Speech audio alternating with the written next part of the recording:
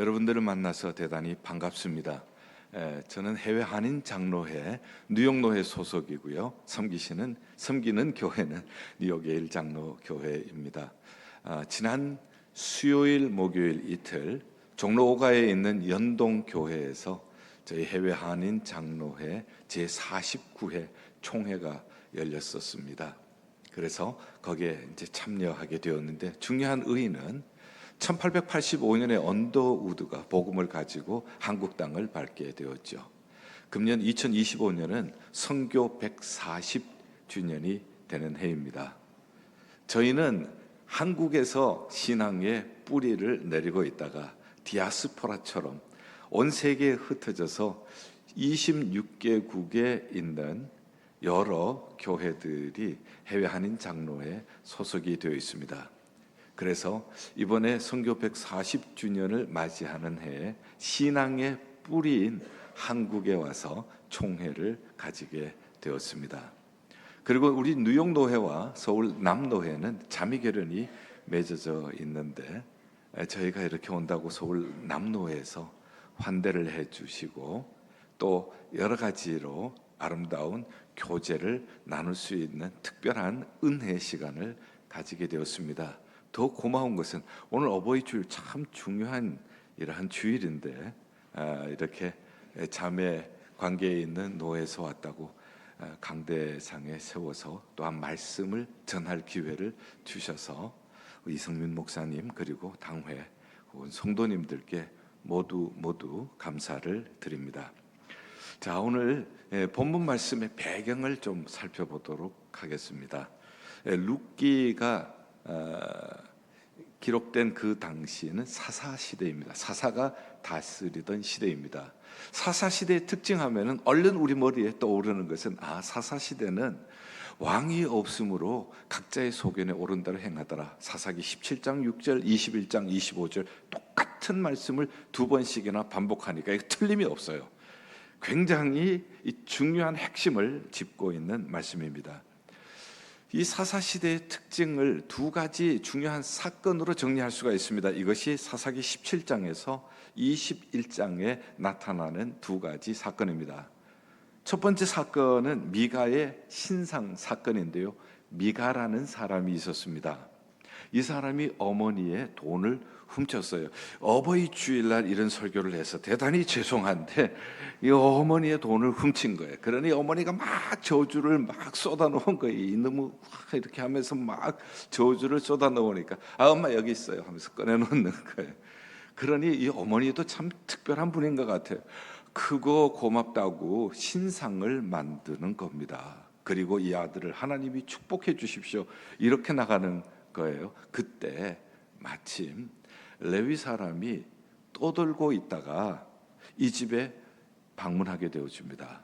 그래서 잘 됐구나, 이 신상도 있고 하니까 우리 집 제사장이 되어달라 얘기를 합니다. 그러니 이 사람은 먹을 거 주죠, 재워주죠, 입을 거 주죠. 그러니 여기저기 갈 곳도 없어서 떠돌던 레위인은 이 집의 제사장으로 눌러 앉게 되어집니다. 그러니 미가가 하는 얘기가 또 웃겨요. 이제 우리 신상도 있고 그리고 제사장도 있고 하니까 하나님이 우리 가정을 축복해 주실 것이다 이렇게 또 말을 하는 거예요.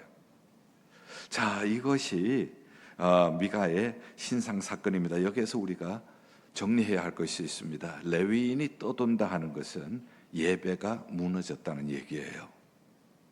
하나님 앞에 드리는 제사가 무너졌기 때문에 레위인이 갈 곳이 없어서 떠돌게 되었죠. 그 다음에 두 번째, 여호와에 대한 신앙이 무너져 있습니다. 문화 안에 있는 우상 숭배와 하나님을 섬기는 그 신앙이 혼합이 되어 있습니다. 신상을 만드는 것, 이것은 내 앞에 다른 신을 만들지 말라고 하셨잖아요. 그것을 어기죠. 그리고 제사장을 우리 집에 모시고 있으면 우리가 복 받는다 하는 그러한 하나님의 종교가 세속화되어가 있는 모습을 보게 되어집니다. 여호와의 종교는 이제는 장식품이 되어지고 문화 속에 있는 우상과 그리고 오랫동안 믿어왔던 하나님의 신앙과는 어설프게 지금 혼합이 되어 있는 그러한 상태입니다. 그래서 이 미가의 신상 사건을 통해서 사사기를 한마디로 요약을 한다면은 종교적인 타락이다. 종교가 세속화되었다. 그래서 정말 하나님을 사랑하고 순수하게 하나님 앞에 예배하고 그의 말씀에 순종하기보다는 자기 편한 대로의 신앙이었다. 이것이 바로 미가의 신상 사건을 통해서 보여주는 사사시대의 특징이었습니다. 자, 두 번째 중요한 사건은 레위인의 첩사건이에요. 레위인은 예배를 돕는 사람인데 첩을 둔 거예요. 그러니 벌써 우리는 레위인이 첩을 뒀다 하는 것은 벌써 이거 뭔가 잘못되었구나 하는 것을 우리가 금방 느낄 수가 있지 않겠어요? 그런데 이 첩도 웃기는 거예요. 이 첩이 또 행음을 한 겁니다. 발각이 났어요. 그러니 이제 자기 친정집으로 도망을 갑니다. 친정집이 이제 베들레헴인데 베들레헴에 도망을 가 있습니다. 그랬더니 안 돌아오니까 이 레위인이 자기 첩을 찾기 위하여서 에브라임 산지에서 밑으로 내려가서 베들레헴까지 가게 되어집니다. 긴 이야기를 좀 줄일게요. 그렇게 해서 거기에서 이 장인은 어떻게든지 이 사위의 마음 돌리려고 막 먹이고 재우고 막 이렇게 하다가 이제는 갈 때가 된 거예요. 그래서 이제 돌아가는데 해가 뉘어지게 되어집니다. 그때 베냐민 땅의 기브아, 베냐민 족속이 사는 기브아 땅에 머물렀습니다. 갈 곳이 없을 때 마치 어떤 농부 할아버지가 길거리에서 갈 곳이 없어서 있는 사람을 보고 우리 집에 오라고. 그 밤입니다. 그 밤에 베냐민 사람들이 찾아온 거예요. 문을 두드립니다. 내가 오늘 이 집에 손님이 온 것을 안다. 그래서 어쨌든 긴 이야기 줄일게요. 첩을 내줍니다. 베냐민 그 불량배들이 밤새도록 성추행을 하는 거예요. 아침에 일어나 보니까 이 첩이 죽어 있습니다. 이 레위인은 이 죽은 시체를 가지고 12토막을 냅니다. 세상에, 이것은 성경이 아니라 주간지에 나와야 할 이야기가 이렇게 성경에 기록이 되어 있는 거예요. 그래서 12지파에게 보냅니다. 베냐민 지파가 이렇게 했다고. 아니, 이럴 수가 있냐고. 하나님의 백성이 이럴 수가 있냐고. 제대로 섬기지도 않으면서 이런 일이 일어나면은 하나님의 백성을 또 걸고 들어가는 거죠. 그래서 베냐민 지파와 다른 지파 간에 전쟁이 일어나게 되어집니다.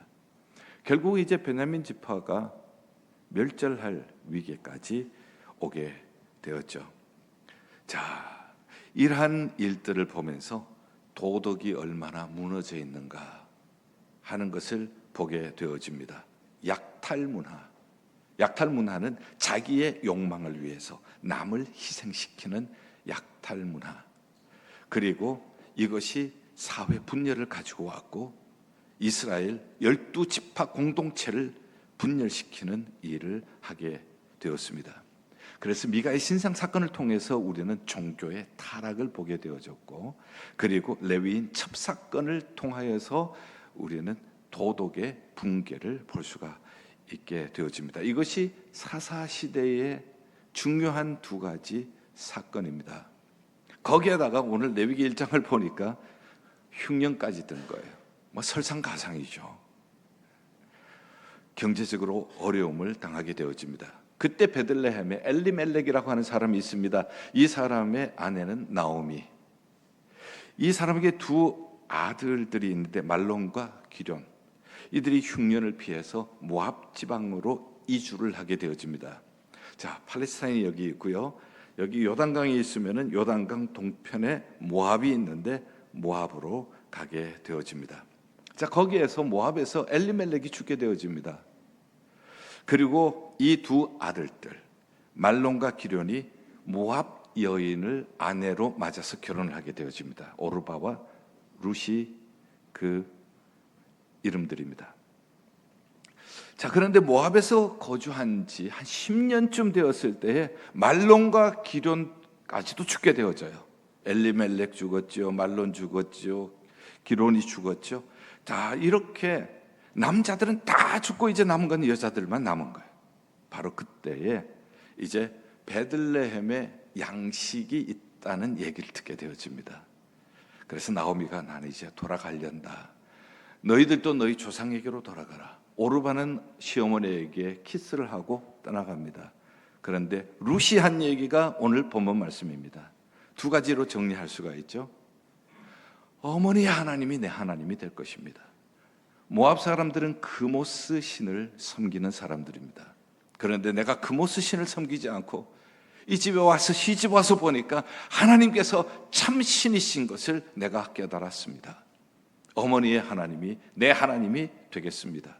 그리고 두 번째, 어머니가 어디로 가시든지 나는 어머니를 따라가겠습니다.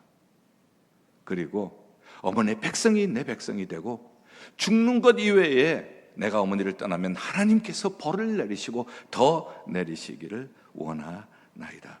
이것이 오늘 이 본문 말씀의 배경 이야기입니다. 자, 그렇다면은 이제 이 배경 이야기에 대한 본문 의미를 조금 살펴보도록 하겠습니다. 자, 이 본문을 해석하면서 이 본문의 의미를 파악을 해보겠는데 첫 번째 질문을 좀 하고 싶어요. 룻은 누구인가? 이 룻은 이방 여인입니다. 유대인들에게 이방 여인은 개처럼 취급을 당했던 사람입니다. 그 다음에 남편을 젊은 나이에 일찍 사별한 사람입니다. 그리고 이제 어머니를 따라서 베들레헴으로 가게 되어지죠. 그렇다면 그것은 이방의 나라입니다. 이방 나라의 나그네의 삶을 살게 되어집니다. 고국을 떠나서 이방의 나그네가 되어집니다. 연로하신 시어머니를 복양해야 할 그러한 책임까지 가지고 있습니다. 자, 이방 여인에다가 남편을 일찍 사별했고요. 이방 땅에 나그네가 되었습니다. 그리고 시어머니까지 복양해야 합니다. 이런 것을 오늘날 용어로 얘기를 한다면 참 모진 인생이다, 이렇게 얘기를 할 겁니다. 요즘 우리가 스펙이라고 하는 말을 많이 쓰는데요, 이 사람의 룻의 스펙을 얘기한다면 제로에서 100까지를 기준으로 해서 이 사람의 스펙은 어느 정도 될까 하면 아마 여러분들은 제로라고 얘기를 할 겁니다. 아무것도 이 사람에게 세상적으로 사모하고 흠모할 것은 하나도 발견되지를 않습니다. 그러나 신앙적으로 우리가 본다면은 달리 표현할 수도 있겠어요. 세상적으로는 아무것도 없지만은 신앙적으로 우리가 이 룻을 설명을 한다면은 은혜 아니면은 안 되는 사람, 은혜 없이는 못 사는 사람. 룻은 누구인가? 은혜 아니면 안 되는 사람, 은혜 없이는 못 사는 사람. 자, 그렇다면 이제 룻은 무엇으로 살았나 하는 겁니다. 이러한 모진 인생을 무엇으로 버텼냐 하는 거예요. 그는 조금 전에 말씀드렸던 것처럼 미가의 신상 사건을 통해서 우리가 발견한 것은 사사시대 때는 하나님을 존중하는 것이 없던 시대입니다. 그러나 이 여인에게는 하나님을 존중하는 신앙심이 있었습니다. 그 다음에 또 무엇이 있었는가 하면은 어머니를 향하여서 어머니가 가시는 곳에 내가 가고 어머니 백성이 내 백성이 되겠습니다 하는 이러한 이웃에 대한 인자함, 어머니에 대한 효성, 이것이 그에게 있었죠. 룻은 무엇으로 살았나? 이 세상적으로 보면 아무것도 내세울 것이 없는 사람이지만 그에게는 두 가지가 있었습니다. 하나는 하나님을 존중히 여기는 것, 그것을 우리는 신앙이라고 부를 수 있겠죠. 두 번째는 어머니에 대한 사랑, 이웃에 대한 인자함, 이 두 가지가 룻에게 있었습니다. 사실 우리는 하나님 공경, 그 다음에 이웃 사랑, 이 두 가지는 따로 떨어진 것이 아니라 이것은 하나인 것을 발견하게 되어집니다. 10계명 1계명부터 4계명까지는 하나님 사랑, 5계명부터 10계명까지는 이웃 사랑, 우리 이렇게 정리를 할 수가 있잖아요. 그런데 하나님 사랑과 이웃 사랑의 다리 역할을 하는 것이 5계명이에요. 내 부모를 공경하라가 5계명이잖아요. 중요한 의미가 있습니다. 하나님을 사랑하는 사람이 그 사랑에 힘입어서 이웃을 사랑할 수가 있어요. 이웃 사랑의 첫 번째가 부모 사랑이에요. 그리고 부모 사랑하는 사람이 하나님을 사랑할 수가 있어요. 부모 사랑하는 사람이 이웃을 사랑할 수가 있어요. 그래서 10계명 중에 5계명은 중간에 하나님 사랑과 이웃 사랑의 중간에 위치하면서 굉장히 중요한 역할을 합니다. 루색에서 우리가 이것을 발견하게 되어지죠. 하나님을 존중히 여길 줄 모르는 그 시대, 거기에서 하나님을 존중히 여깁니다. 이웃을 모두 자기의 욕망의 수단으로 사용하는 그때 자기를 희생해서 어머니에게 인자를 베풀고 이웃 사랑을 실천하는 이 두 가지, 아무것도 없었지만은 룻에게는 이 두 가지가 있었습니다. 이 두 가지를 가진 룻을 그 다음 질문은 하나님은 어떻게 은혜를 베푸셨냐 하는 것입니다. 자, 베들레헴으로 돌아왔습니다. 베들레헴으로 돌아오면 히브리인들은 고아, 가부, 나그네 이 사람들을 위해서 곡식밭에 곡식을 떨어뜨려 놓고 나무에 과실도 다 따지를 않습니다. 가난한 사람들, 나그네들을 먹여 살리기 위해서. 그래서 곡식밭에 가서 곡식을 주어서 어머니를 봉양을 하게 되어집니다. 자, 그런데 참 재미있는 것은요, 바로 그 밭이 중요한 거예요. 그 밭에서 열심히 일을 하고 그것이 주인의 마음에 든 거예요. 그 밭 주인이 보아스잖아요. 그래서 그 밭 주인하고 결혼을 하게 됩니다. 그러니 그 밭에서 이삭 줍던 사람이 이제는 그 밭 주인하고 결혼했으니 그 밭이 누구 거예요? 보아스 건 거예요. 보아스 것뿐만 아니라 룻이 그 밭 주인이 된 거예요.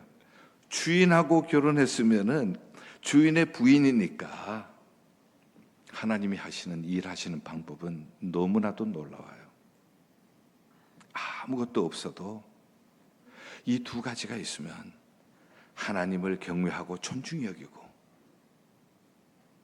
하나님의 사랑을 실천해서 부모님을 섬기고 이웃을 사랑으로 섬기는 이 사람에게 하나님께서는 가야 할 곳을 가게 하시는 거예요. 많은 벌판이 있지만은 가야 할 곳을 가게 하시고 만날 사람을 만나게 하시는 거예요. 이것이 은혜예요. 하나님은 이렇게 은혜를 베풀어 주시는 것입니다. 잠언 19장 22절에 이렇게 말씀합니다. 사람은 자기의 인자함으로 남에게 사모함을 받느니라. 인자한 사람, 자비와 긍휼을 베푸는 사람은 다른 사람에게 인자함, 사모함을 받는 거예요. 마치 자석처럼 다른 사람의 마음을 끌어당기는 거예요. 인색한 사람, 자기만 아는 사람은 친구가 떨어져요. 그러나 다른 사람을 배려하고 자기를 희생해서라도 어려운 사람을 섬기는 사람은 다른 사람이 사모하게 되어집니다. 두 번째, 이 룻기를 보게 되어지면은 흉년으로 시작하게 되어집니다. 그 땅에 흉년이 들어. 그래서 모압으로 간 것 아니겠어요? 그 다음에 모압으로 가서 엘리멜렉이 죽지요, 말론이 죽지요, 기럝이 죽지요. 그러니까 흉년과 죽음으로 시작된 책이에요. 그런데 이 룻기는 4장까지 있지만 참 귀한 말씀입니다. 룻기 4장 맨 마지막에는 무엇이라고 기록이 되어 있는가 하면 제가 빨리 읽겠습니다. 4장 18절에서 22절. 베레스의 계보는 이러하니라. 베레스는 헤스론을 낳고 헤스론은 람을 낳았고 람은 암미나답을 낳았고 암미나답은 나손을 낳았고 나손은 살몬을 낳았고 살몬은 보아스를 낳았고 이제부터 아는 이름이 등장하기를 시작합니다. 보아스를 낳았고 보아스는 오벳을 낳았고 오벳은 이새를 낳았고 이새는 다윗을 낳았더라. 이것으로 끝나는 거예요. 다윗을 낳았더라 하는 것이 룻기 끝이에요. 그러니 처음에 시작은 흉년으로 시작해서 죽고 다 죽었어요. 그런데 맨 끝은 보니까 이제 베들레헴으로 돌아가시니까 곡식이 있으니까 돌아갔죠. 추수할 것이 있으니까 돌아갔잖아요. 그리고 그 다음에는 낳고 무엇까지 나오는가 하면은 다윗까지 나오는 거예요.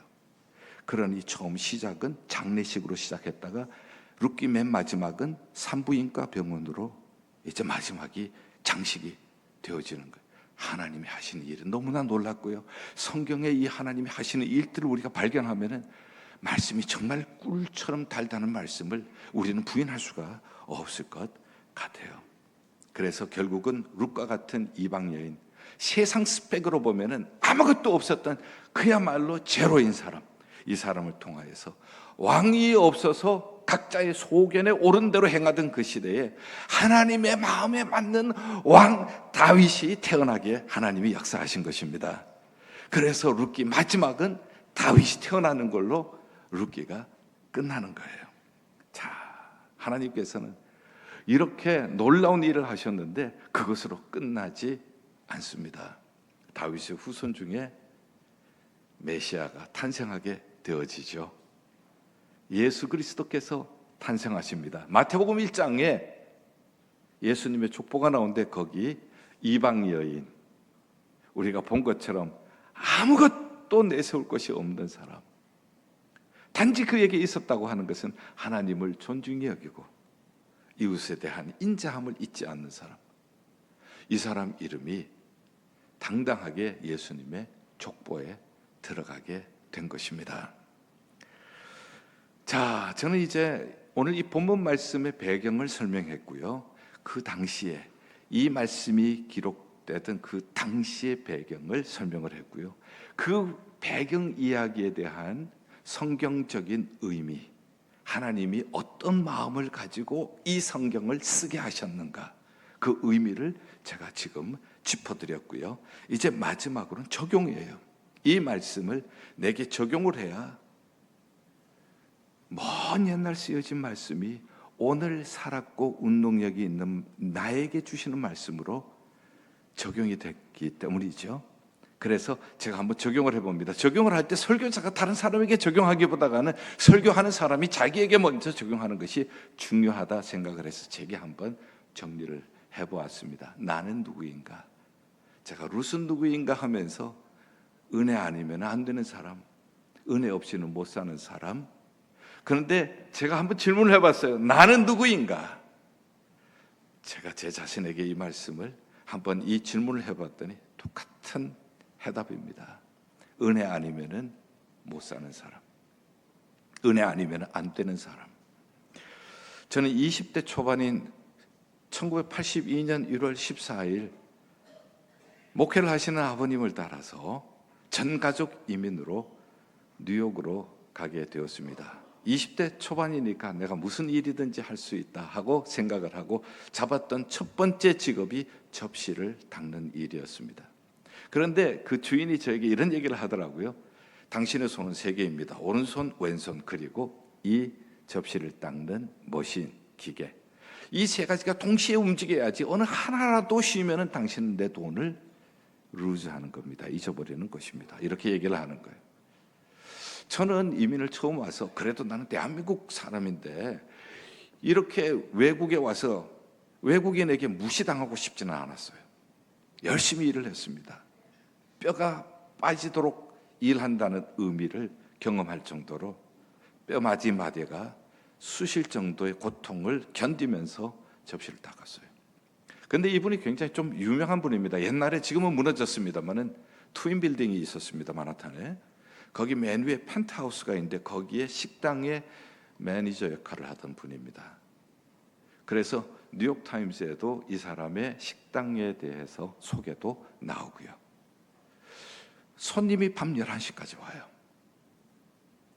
그리고 종업원들이 계속해서 접시를 나누는데 그야말로 오른손, 왼손, 그리고 이 접시 닦는 기계가 동시에 움직이지 않고서는 산더미처럼 쌓이는 접시를 다 해결해낼 수가 없었습니다. 그렇게 하다가 보면 밤 12시에 손님이 다 끊어져요. 그러면 청소 좀 하고 이제 지하철을 타고 집에 가려고 하는데 밤에 지하철이 잘 오지를 않습니다. 그리고 뉴욕의 지리도 잘 모를 때였습니다. 갑자기 저에게 두려움이 찾아오기 시작하는 거예요. 이러다가 누가 나를 납치한다면 나는 이 세상에서 흔적도 없이 사라질 수 있겠다는 두려움이 생기기 시작했습니다. 그때 하나님 앞에 진지하게 물었습니다. 하나님, 지금 여기 하나님 계세요? 내가 지금 이민 와서 한 일주일 되었습니다. 나는 이쪽 지리도 모릅니다. 단지 일하는 곳과 집까지 전철역만 알고 있습니다. 만약에 누가 나를 납치해 간다면 나는 이 세상에 흔적도 없이 사라질 수밖에 없는 이러한 때 하나님은 여기도 나와 함께 계십니까?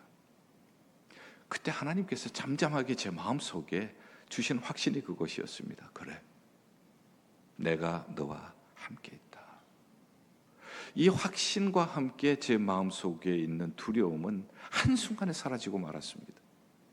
두려움이 사라지는 것으로 끝나는 것이 아니라 제 마음속에 찾아왔던 것은 그 하나님, 내 생명이 어떻게 될는지 모를 그때도 함께 하시는 그 하나님에 대한 사랑이었습니다. 그 하나님을 사랑하면서 동시에 제 마음속에 들어왔던 것은 하나님의 교회에 대한 사랑이었습니다. 하나님의 교회에 대한 사랑과 함께 찾아왔던 것은 하나님의 백성인 성도들에 대한 사랑이었습니다. 저는 이 세 가지 사랑을 가지고 그해 가을에 신학교 문을 두드렸습니다. 그리고 신학교에 입학을 하게 되었습니다. 그리고 지금도 하나님 사랑, 교회 사랑, 성도 사랑, 이 세 가지 사랑으로 지금까지 섬겨오고 있습니다. 그래서 저는 예수님이 모델이 되어야 되겠다. 내가 하나님을 사랑하고 교회를 사랑하고 성도들을 사랑한다면 교회의 머리 대신 예수님이 나의 사역의 모델이 되어야 되겠다 해서 붙잡은 것이 빌립보 2장 5절에서 11절이에요.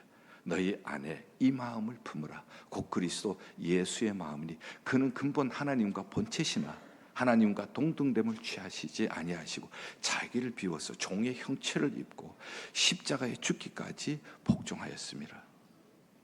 이러므로 하나님께서 그를 지극히 높여,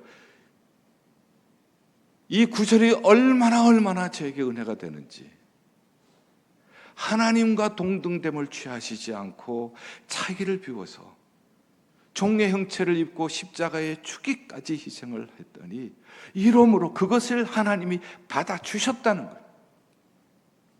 이러므로 하나님께서 예수님을 지극히 높여 모든 이름으로 예수 그리스도의 앞에 무릎을 꿇게 만들고 모든 입술로 예수를 주라고 시인하게 높여주신 거예요. 그래서 예수님이 제일인 교회가 되어야 되겠다.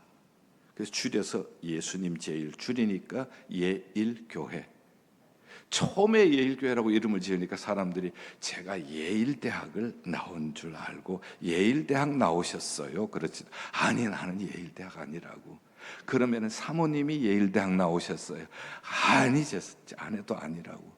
어느 누구가 자기가 나온 대학교 이름을 가지고 교회 이름 짓는 사람이 어디 있겠어요? 예수님이 제일입니다. 그렇군요. 예수님이 제일이라면은 교회에서는 예수님께서 이 땅에 오셔서 몸으로 오셔서 하셨던 그 일만 하면 되기 때문에 마태복음 9장 35절 36절 예수님께서 가르치신 것처럼 개척 초기부터 제자 훈련했고 그 다음에 복음 전파하시고 열심히 복음을 증거하고 그러기 위해서 하나님 교회에 힘을 주시면 힘을 주시는 대로 겁도 없이 100군데 협력 선교하겠습니다. 아무것도 없으면서. 근데 하나님께서 은혜를 주셔서 매년 늘어가는 그 기쁨도 있었어요. 그러다가 가만히 보니까 한 50개 교회쯤 협력 선교를 하다가 보니까 이럴 것이 아니라 우리가 지금까지 선교온 이 선교지 중에 좀 집중적으로 선교해야 할 곳이 있다. 단기 선교도 가고 선교지 교회도 지어주고 그렇게 해서 3군데를 정해서 매년 돌아가면서 단기 선교를 가고, 그리고 이제 뭐 특별히 제게 하나님이 신유의 은사를 주신 것은 아닌 것 같아요. 그러나 말씀 듣다가 치유되어지고 제자 훈련 하다가 치유되어지고, 정말 이거는 하나님의 은혜예요. 애 없는 사람이 제자 훈련하다 애기 들어선 케이스가 되게 많은 거예요. 그렇다고 해서 여러분 저한테 오시면 안 돼요. 하나님이 하나님의 말씀의 조명을 받고 순종할 때 하나님이 역사하시는 것이지 제가 하는 것은 절대 아니에요. 그렇게 하나님께서는 치유를 말씀으로 그리고 훈련으로, 그 다음에 우리가 이 목장이라든지 선교회든지 거기에서 사랑으로 섬기도록, 이렇게 서로 기도해주고 사랑으로 돌보고 할 때 그때 치유가 일어나기를 시작을 하더라고요. 이민생활 상처가 얼마나 많은지 몰라요. 교회 와서는 치유가 돼야지. 그래서 우리 교회는 병원이다. 건강한 사람의 의원이 필요 없고 병든 자에게 의원이 필요한 것처럼 우리 교회는 병원이다. 와서 우리가 서로 사랑으로 섬겨서 사랑으로 기도해 주셔서 치료하는 곳이다. 그리고 예수님께서 무리들을 보시고 목자가 없는 양과 같이 긍휼히 여겨 주셨던 것처럼 긍휼 사역, 구제 사역과 긍휼 사역, 이 4가지 가르치는 것, 복음 전파하는 것, 고치는 것, 긍휼 사역, 이 4가지를 그냥 지금까지 개척할 때부터 지금까지 32년 동안 해온 것입니다. 그런데 하나님께서 이러므로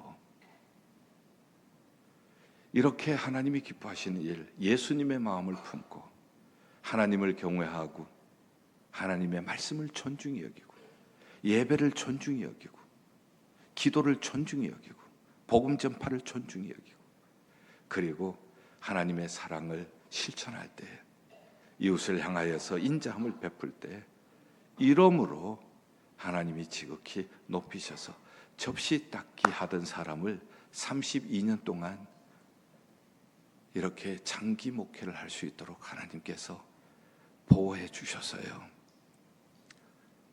지금 생각을 해보면은요, 참 부족한 사람인데, 그리고 실수도 많았어요. 완벽한 것 아니었습니다. 그런데 하나님이 은혜로 덮어주셨어요. 그리고 지금 건강한 교회로 하나님께서 세워주셨습니다. 이제 저는 한 3년 후면은 정년이 되어서 은퇴를 하게 되어집니다. 보통 은퇴를 하게 되어지면은 하나님의 은혜입니다 라고 얘기를 할 때 그것은 은퇴하시는 목사님들이 의뢰하는 말씀이다 생각을 했어요. 근데 제가 돌아보니까 저는 은혜 아니면 안 되는 사람이었어요. 은혜 없이는 못 사는 사람, 은혜 없이는 목회를 못할 사람이었어요. 정말 이것은 선배 목사님들이 하신 말씀이 사실이었습니다. 목회는 은혜 없이 못하는 것이라고 하는 것을 절실히 깨닫게 되었습니다. 결론적으로 말씀을 드립니다. 오늘 시대를 보면서 제 마음에 아픔이 있어요. 오늘 이 시대를 보면서 제 마음에 느끼는 아픔은 사사시대를 너무 닮았다는 것입니다. 교회들이 힘을 잃어가고 있습니다. 종교가 타락을 하고 있어요. 세속화의 물결을 못 이기고 있어요. 지금 초기 선교의 제1주자였던 영국은 지금은 선교를 받아야 할 그런 나라가 되었습니다. 팀 켈러라고 하시는 분은 뉴욕에서 목회하셨던 분인데요, 그분은 미국 교회의 3분의 2가 정체기 내지는 침체기를 경험하고 있다고 얘기를 했어요. 종교적인 세속화 내지 타락을 지금 경험을 하고 있습니다. 그리고 도덕적 윤리적인 타락 역시 마찬가지입니다. 그것은 교회 안에까지 스며들고 있다는 거 부인을 못합니다. 제가 처음 1980년대 초반에 미국 갔을 때 좋았던 것은 TV 채널만 틀면은 훌륭한 TV 설교자들이 참 많았습니다. 짐 베이커, 지미 스왈가트 뭐 이런 분들, 이분들이 다 성적인 문제로 다 쓰러졌습니다. 시카고의 그 유명한 교회의 빌 하이블스 목사님도 성적인 문제로 쓰러졌습니다. 못 일어나고 있어요. 오늘의 이 시대, 어쩌면 너무 사사시대와 닮았다 하는 그러한 생각을 갖게 되어집니다. 이때 질문이 있습니다. 나는 누구인가? 이러한 시대에 기독교가 정체기 내지는 침체기를 경험을 하고 있고 도덕적, 윤리적 타락이 교회 안까지 스며들어온 이때 나는 누구인가? 그리고 나는 누구여야 하는가? 우리 교회는 어떤 교회인가? 우리 교회는 어떤 교회가 되어야만 하는가? 끊임없는 고민과 기도가 있었습니다. 그러면서 내 안에는 룻이 있는데 이 룻과 같은 하나님을 존중히 여기고 이웃을 향하여서 희생적인 사랑을 실천하는 이것이 있는데 룻을 살려야 되지 않겠는가? 하나님을 존중하며 다시 예배를 살리고 다시 말씀을 살리고 다시 기도를 살리고 다시 복음 증거하는 일을 살리고 이웃을 향하여서 그리스도의 희생적인 사랑을 실천하고 이렇게 한다면은 하나님께서 룻을 통하여서 구속의 역사를 이어가게 하셨던 것처럼 우리를 통하여서 하나님께서 이 구속의 역사를 이어가게 하실 줄 믿습니다. 너희 안에 이 마음을 품으라. 곧 그리스도의 마음이니 예수님의 먼 조상 룻이 가졌던 그 마음은 예수님의 마음의 그림자입니다. 예수님께서 너희 안에 이 마음을 품으라. 곧 그리스도 예수의 마음이니 이 예수의 마음을 품고 우리가 우리 자신을 낮추고 무엇인가 쥐고 있으면은 받을 수가 없어요. 우리에 있는 것을 놓고 하나님이 다시 한번 우리 손에 쥐어주시는 하나님을 존중히 여기는 마음과 이웃을 향한 자비와 사랑을 실천할 때 하나님께서 이러므로 이렇게 할 때에 이러므로 지극히 높여 하나님의 영광을 드러내게 해 주실 줄 믿습니다. 꿈이 있어야 합니다. 비전이 있어야 합니다. 잠언 29장 18절에는 꿈이 없으면 사람이 방자히 행한다고 했어요. 교회가 성도들이 이 꿈이 없으면 방자히 행할 수밖에 없다고 말씀을 하셨습니다. 한 번은 우리 성도님이 저에게 물으시더라고요. 목사님 비행기가 뭔지 아세요? 비행기 날아다니는 것이 비행기죠. 에이 그럴 것 같으면 제가 뭐라고 묻겠어요? 뭐예요? 했더니 비행기는요 비전을 가지고 행동으로 옮기면 기적이 일어난다. 성도님들께도 배울 게 많아요. 여러분들 운을 띄워주세요. 비라고 하면은 제가 시를 지을게요. 자, 시작. 비전을 가지고 행동으로 옮기면 기적이 일어난다. 할렐루야. 사랑하는 여러분들, 베델교회가 이런 비전의 공동체가 되기를 주님의 이름으로 축원합니다. 세계 열방을 향한 축복의 통로가 될 수 있기를 바랍니다. 하늘 씨앗이 되어 역사의 생명을 이어가는 교회가 될 수 있기를 바랍니다. 그렇게만 된다면 하나님께서 하늘 문을 활짝 여시고 은혜를 소낙비처럼 부어주실 줄 믿습니다. 할렐루야. 기도하겠습니다.